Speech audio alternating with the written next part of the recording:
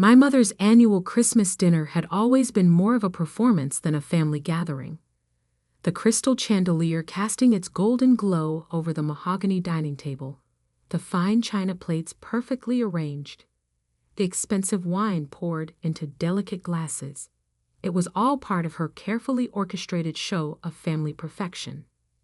But this year was different. The usual tension that simmered beneath our polite smiles had turned into something heavier, darker. Grandma Rose's empty chair at the head of the table seemed to mock our pretense of normalcy.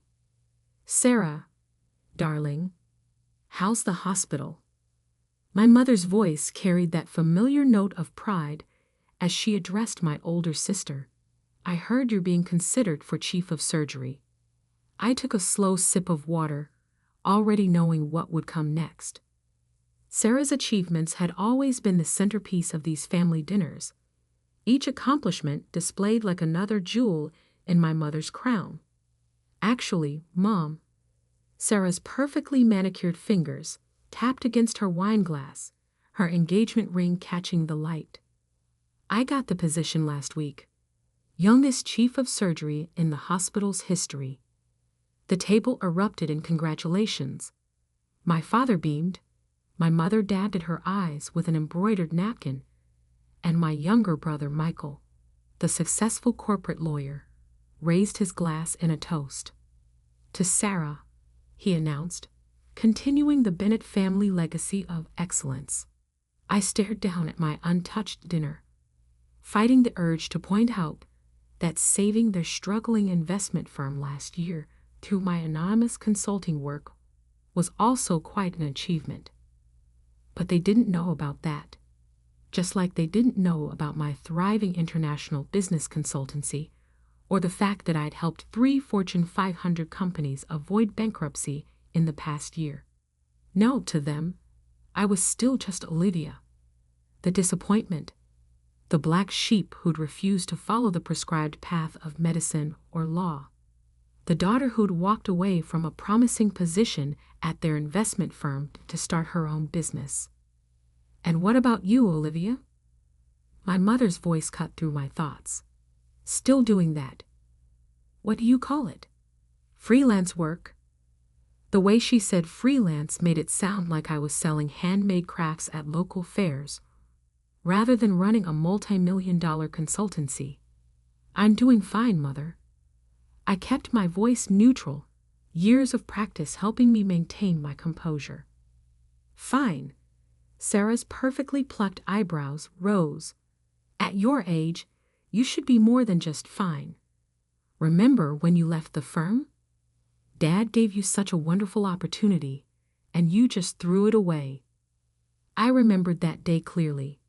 I discovered serious discrepancies in the firm's accounting, tried to warn my father, but he dismissed my concerns. 2 years later, those same issues nearly bankrupted them. I'd stepped in anonymously through my consultancy to save them, but they never knew. "Sarah's right."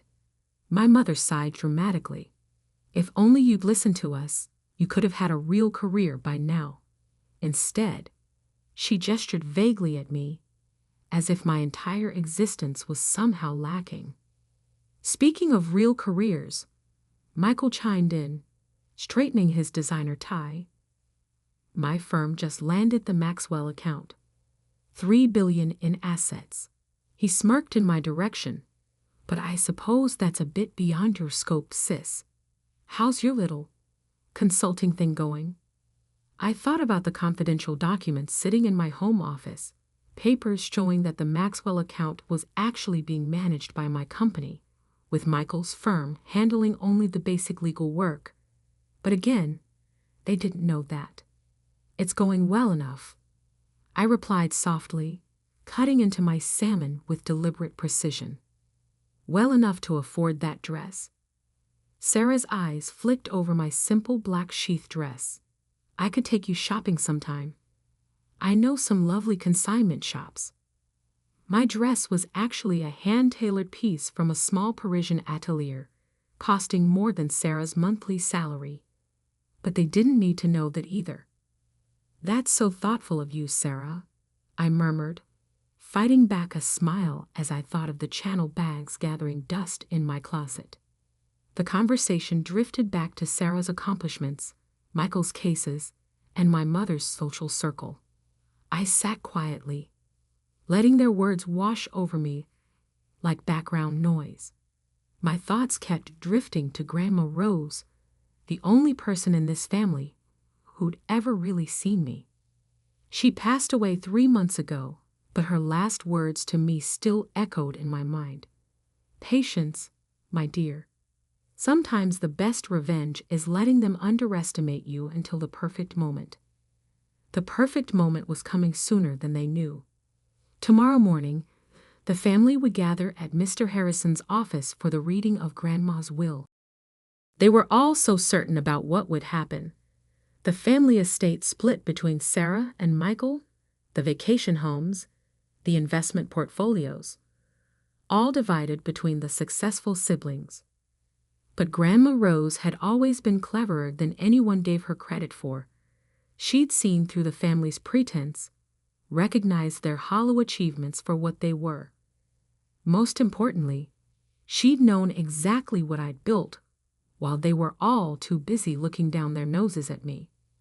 I heard from Mr. Harrison today, my mother announced, pulling me from my thoughts. The will reading is at 10 tomorrow. I assume you'll be there, Olivia? Though really, it's more a formality for you. Of course, Mother. I dabbed my lips with my napkin, hiding my smile. I wouldn't miss it for the world. Just try not to be disappointed, Sarah added with false sympathy. We all know Grandma Rose understood the importance of keeping the family legacy in capable hands. If only they knew that Grandma Rose had been my first investor, that she'd helped me establish my company, while they were all dismissing my dreams as foolish fantasies. If only they knew that their precious family legacy was already in my hands. But they would find out soon enough. Tomorrow, their carefully constructed world of superiority would come crashing down. Tomorrow, they would learn that the black sheep they dismissed for so long was actually the wolf they should have feared. I raised my water glass, offering them a smile that none of them could quite read. To family, I said quietly. They all echoed the toast, their glasses clinking with expensive certainty. None of them noticed the glint in my eye, the slight curve of my lips that wasn't quite a smile. None of them had any idea what was coming. As I drove home that night, my phone buzzed with a text from Mr. Harrison. Everything is prepared for tomorrow, Ms. Bennett, just as your grandmother arranged. I didn't reply. Instead, I parked my car in the private garage of my penthouse apartment, the one my family thought was a modest rental in a developing neighborhood, and made my way to my home office. The wall of windows offered a spectacular view of the city skyline, lights twinkling like stars against the dark sky. Opening my safe, I pulled out a thick manila envelope. Inside was Grandma Rose's letter to me, written 6 months before her death. I'd read it so many times I knew the words by heart, but tonight I needed to see them again. My dearest Olivia, they never saw you clearly, did they? Too busy preening in their own reflections to notice the quiet strength you were building. But I saw you. I saw how you turned their dismissal into determination, their doubt into drive. Tomorrow, they'll finally see what I've seen all along. The black sheep of the family isn't lost. She's been leading the flock all along. All my love, Grandma Rose. I placed the letter back in the safe, next to the documents that would change everything tomorrow. Then I poured myself a glass of wine, a rare vintage that cost more than Michael's monthly mortgage payment, and settled into my favorite armchair. Tomorrow would be interesting indeed. Mr. Harrison's law office occupied the entire top floor of one of the city's most prestigious buildings. As I stepped out of the elevator at precisely 9:45 a.m., I couldn't help but smile at the irony. I actually owned this building through one of my shell corporations, not that my family knew that. The reception area was already full. Sarah sat perched on an expensive leather chair, her surgeon's hands fidgeting with her pearl necklace. Michael paced by the window, his Italian leather shoes clicking against the marble floor. My parents sat together, my mother's face carefully composed, though her fingers drummed restlessly against her designer handbag. "Cutting it rather close, aren't you?" Sarah's voice dripped with disapproval as I walked in. I checked my watch. Still 15 minutes early, but didn't bother responding. Instead, I took a seat near the window, smoothing down my simple black dress. The same one they'd mockingly suggested came from a consignment shop. Now, my mother interjected with forced cheerfulness. "Let's all try to remember what Grandma Rose would want. Family harmony." Michael snorted. "Family harmony? Please, Mother. We all know why we're here. The family estate needs proper management, and some of us," his eyes flickered meaningfully toward me, "clearly aren't equipped for that responsibility." Before I could respond, Mr. Harrison's assistant opened the conference room doors. "The family may enter now." We filed in like actors taking our places on stage. The conference room was impressive, all dark wood and leather, with floor-to-ceiling windows offering a panoramic view of the city. At the head of the long table sat Mr. Harrison, his silver hair and wire-rimmed glasses giving him an appropriately grave appearance. "Good morning, everyone," he began, his voice carrying the weight of 40 years of legal practice. "We're here today for the reading of Rose Eleanor Bennett's last will and testament." I watched my family settle into their seats, all of them wearing nearly identical expressions of barely concealed anticipation. They'd spent the last 3 months since Grandma's death carefully planning how they'd divide her considerable estate. "Before we begin," Mr. Harrison continued, "I must stress that what I'm about to read reflects your grandmother's explicit wishes. She was—" He paused, his eyes meeting mine for a brief moment, "very specific about certain conditions." "Conditions?" My father frowned. "What conditions?" "The estate should simply be divided between the children, as is traditional in our family." Mr. Harrison cleared his throat. "Perhaps it's best if I simply read the will." He opened a thick leather portfolio and began.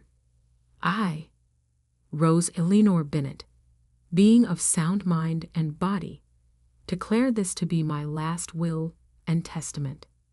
The initial paragraphs were standard legal language. I watched my siblings grow increasingly impatient, Michael checking his watch, Sarah tapping her perfectly manicured nails against the table. Then came the part they'd been waiting for. "Regarding the distribution of my estate, valued at approximately $48 million. Sarah sat up straighter. Michael stopped checking his phone. "I hereby declare that the entire estate, including all properties, investments, and assets, shall be placed under the sole control of my granddaughter, Olivia Bennett." The silence that followed was absolute. You could have heard a pin drop on the thick carpet. "What?" Sarah's voice came out as a strangled whisper. Mr. Harrison continued reading, his voice steady. "However, Olivia will have the authority to distribute portions of the estate to other family members, if and only if she deems them worthy. Her decisions in this matter shall be final and binding." "This is ridiculous," Michael exploded, jumping to his feet. "She can't do this." "I assure you, she can and did," Mr. Harrison replied calmly. "Furthermore, there's more." My mother had gone pale. "More?" "Yes," the will continues. "To ensure my wishes are carried out, I have arranged for all family trust funds, including those previously established for Sarah and Michael Bennett, to be transferred under Olivia's control, effective immediately. The chaos that erupted was exactly what I'd expected. Sarah burst into tears, her perfect makeup beginning to run. Michael started shouting about contesting the will. My mother looked like she might faint. My father stood up, his face red with anger. This is preposterous. Olivia doesn't know the first thing about managing this kind of wealth. She runs a small consulting business, for God's sake. I finally spoke, my voice quiet but clear. Actually, Father, there's something you should know about that small consulting business. Mr. Harrison handed me a folder. I opened it, laying out several documents on the table. Phoenix Global Consulting Group, I began, watching their faces. Ever heard of it? Michael scoffed. Of course. They're one of the largest financial consulting firms in the world. They're the ones who saved Dad's company last year when...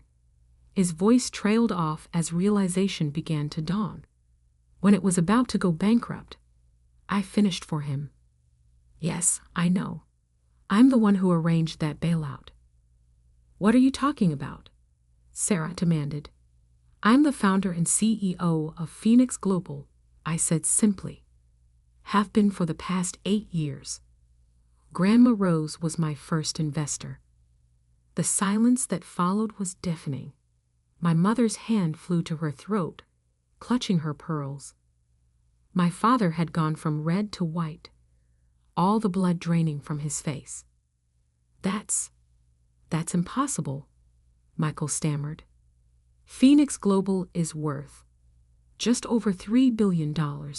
I finished for him. Which makes Grandma's $48 million estate seem rather modest in comparison, doesn't it? Sarah's tears had stopped abruptly.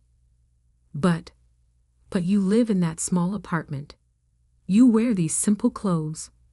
I couldn't help but smile. That small apartment is a penthouse that costs more than your house, Sarah. And this simple dress?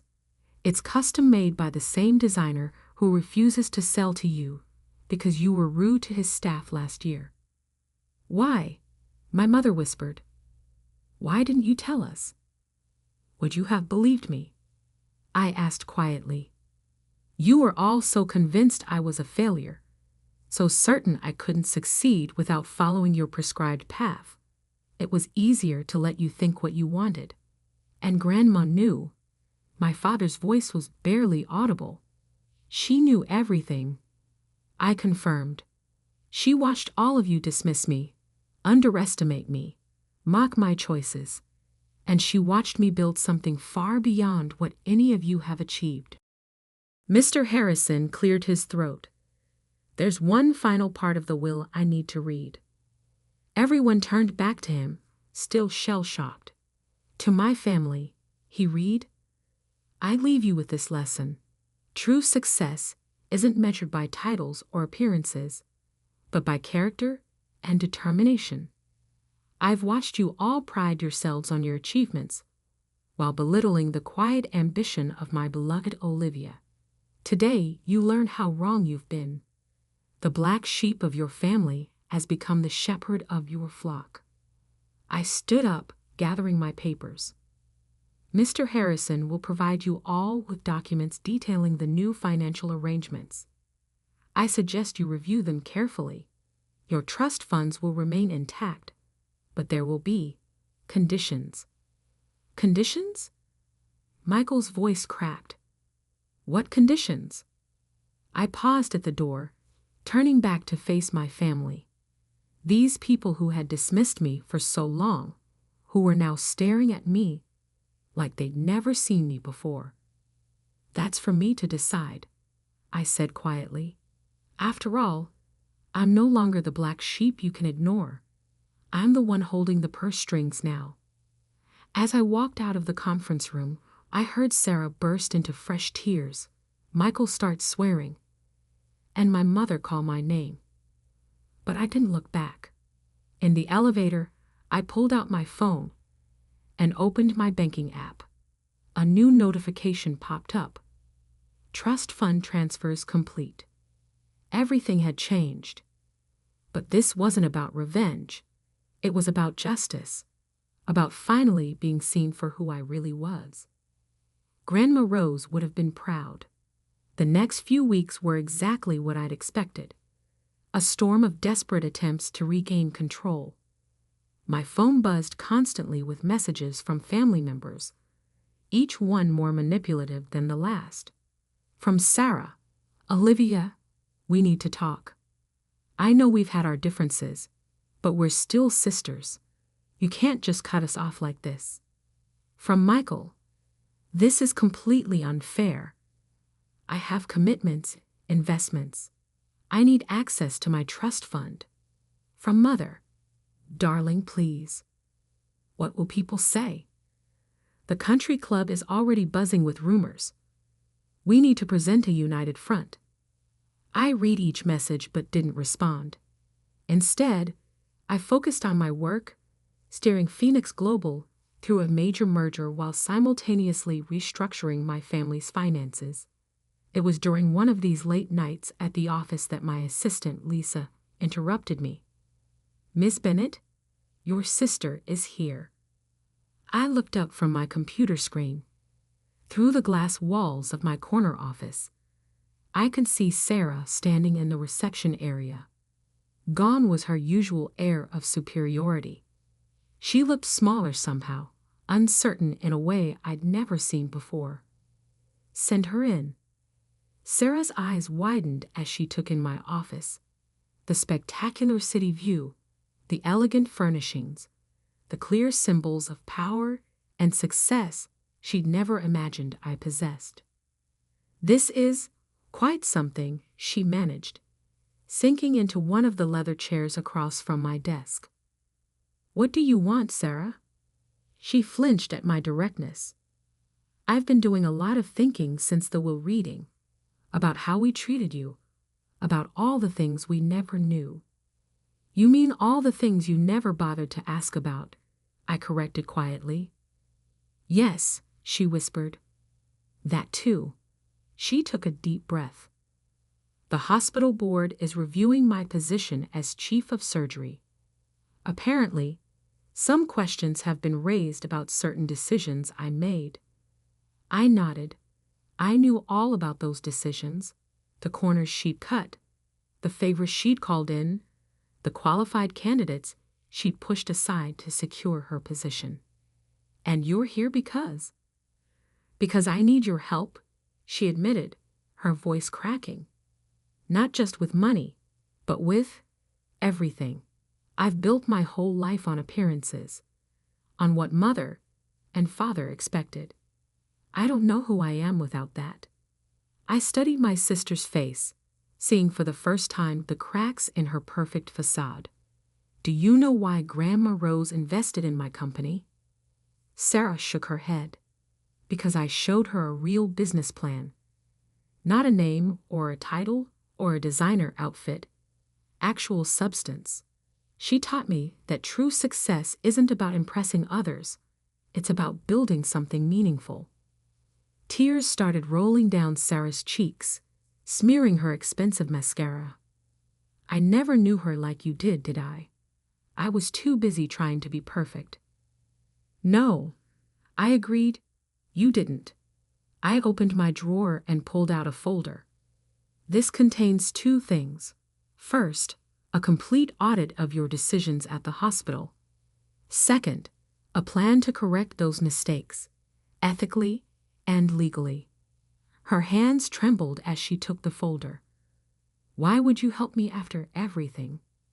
"Because Grandma Rose didn't make me the executor of her will for revenge. She did it to teach this family a lesson about value. Real value." The next visitor came 3 days later. Michael stormed into my office unannounced, his face red with anger. "You've frozen all my accounts," he shouted. "Do you have any idea what this is doing to my reputation?" I calmly looked up from my computer. "Sit down, Michael." "I will not." "Sit." Down. Something in my voice made him comply. I pulled up a document on my screen and turned the monitor toward him. Do you recognize this? His face went pale. It was a detailed report of every client he'd overcharged, every corner he'd cut, every ethical line he'd crossed in his pursuit of success. How did you? I know everything, Michael. Every shortcut, every lie, every client you've cheated. Did you really think I wouldn't investigate before taking control of the family's finances? He slumped in his chair. What are you going to do? That depends on you. I have a proposal, one that involves you actually earning your success for a change. The hardest conversation came last. My parents requested a meeting at their house, the home I'd grown up in, where I'd spent so many years feeling invisible. They were waiting in the living room, looking oddly diminished. The usual trappings of wealth surrounded them, but somehow they no longer seemed to fit. Olivia, my mother began, we've been talking about everything, about how we treated you. My father cleared his throat. When I nearly lost the company last year, it was you who saved it, wasn't it? Through Phoenix Global? I nodded. Why? He asked. Why help us after how we treated you? Because that's what families should do, I replied. Support each other, not tear each other down to feel superior. My mother started crying softly. We were so wrong about you, so terribly wrong. Yes, I agreed, you were, but that's not why I'm here. I opened my briefcase and took out several documents. These are the new terms for the family trust. There will be changes. They listened in silence as I outlined my conditions. No more trust fund payments without proof of actual work or contribution. No more blank checks for maintaining appearances. Resources would be allocated based on merit, not status. But what will people think? My mother whispered. That's exactly the kind of thinking that got us here, I pointed out. It's time for this family to develop some substance behind the style. 1 month later, I stood in my office, looking out over the city lights. My phone buzzed with a text from Sarah. She was starting over at a smaller hospital, working her way up properly this time. Michael had accepted a junior position at a respected law firm, learning to do things the right way. My parents were adjusting to their new reality, slowly learning to value achievement over appearance. On my desk sat a framed photo of Grandma Rose, her eyes twinkling with that knowing look she always had. Next to it lay her final letter to me, the one I'd only opened after the will reading. My dearest Olivia, by now they know, not just about your success, but about the strength they never saw. Use this power wisely. Not for revenge, but for redemption. Sometimes the black sheep becomes the shepherd not to punish the flock, but to guide them to better pastures. You've built something remarkable, my dear. Now help them build something real of their own. All my love, Grandma Rose. I smiled, touching the letter gently. She had known exactly what she was doing, setting up this elaborate lesson. It was never about the money. It was about forcing my family to finally see the truth about success, value, and what really matters. My phone buzzed again. A message from Sarah. Meeting for coffee tomorrow? I could use some advice about this new position. I texted back, yes. And Sarah? Wear whatever you want. No designer labels required. Looking out at the city lights, I felt at peace. The black sheep had indeed become the shepherd, but not to lord over the flock, to lead them toward something better, something real.